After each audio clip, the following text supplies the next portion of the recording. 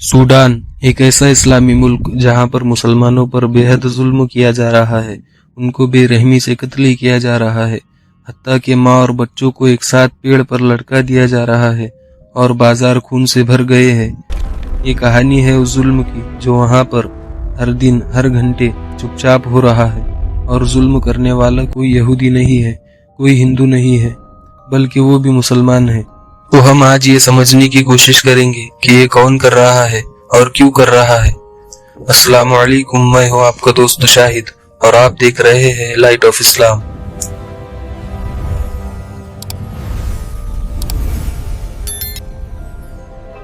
बात दरअसल ये है कि सूडान ही के दो ग्रुप्स एसएएफ और आरएसएफ कुर्सी की लालच में, पावर की लालच में आपस में लड़ रहे हैं। पावर की ये लड़ाई आम लोगों के लिए बहुत जल्द जीना मुश्किल कर गई। तो इसकी वजह क्या है? आखिर ये हालात यहाँ तक पहुंचे कैसे? आइए इसकी हिस्ट्री देखते हैं। तो देखिए, सूडान में बहुत पहले से आर्मी रूल चल रहा है। 1989 में वहाँ के जो प्राइम मिनिस्टर था उसको हटाया वहाँ के आर्मी ब्रिगेडियर ने और खुद बन गया सूडान का प्रेसिडेंट। उसका नाम था उमर अल बशीर और उसकी हुकूमत रही 2019 तक। लेकिन उमर अल बशीर को भी खतरा था आर्मी चीफ अब्दुल फतह बुरहान से, इसीलिए उमर अल बशीर ने एक अलग फोर्स बनाई, आरएसएफ, रैपिड सपोर्ट फोर्स। लेकिन हुआ क्या?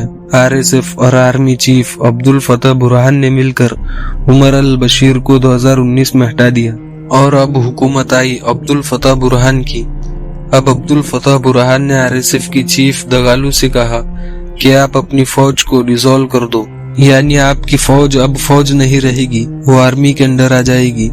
लेकिन दगालू ने इस चीज को मानने से इनकार कर दिया। तो अब होती है लड़ाई शुरू 2023 से।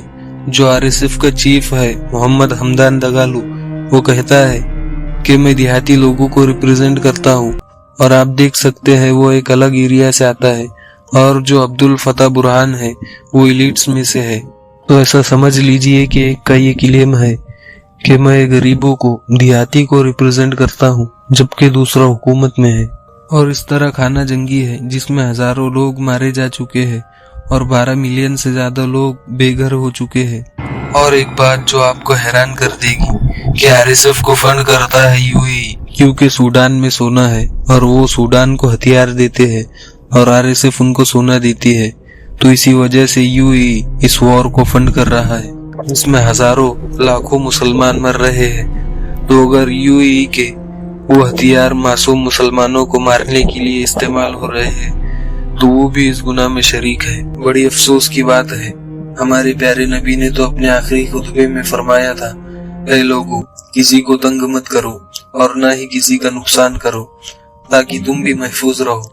ऐ लोगों, याद रहे तुमने अल्लाह से मिलना है और अल्लाह ने तुम्हारे अमाल का तुमसे सवाल करना है। मुसलमानों की ये हालात देखकर लग रहा है कि दुनिया को एक और उमर बिन खत्ताब की जरूरत है। वो उमर बिन खत्ताब जो कहते थे कि दरियाए फुरात के किनारे अगर कुत्ता भी मरता है तो उमर से उसका सवाल किया जाएगा। आखिर में अल्लाह से दुआ है कि अल्लाह मुसलमानों को हिदायत दे, और जहाँ कहीं भी मुसलमानों पर जुल्म हो रहा है अल्लाह उनकी मदद फरमाए। Thank you for watching this video. Jazakallahu khair.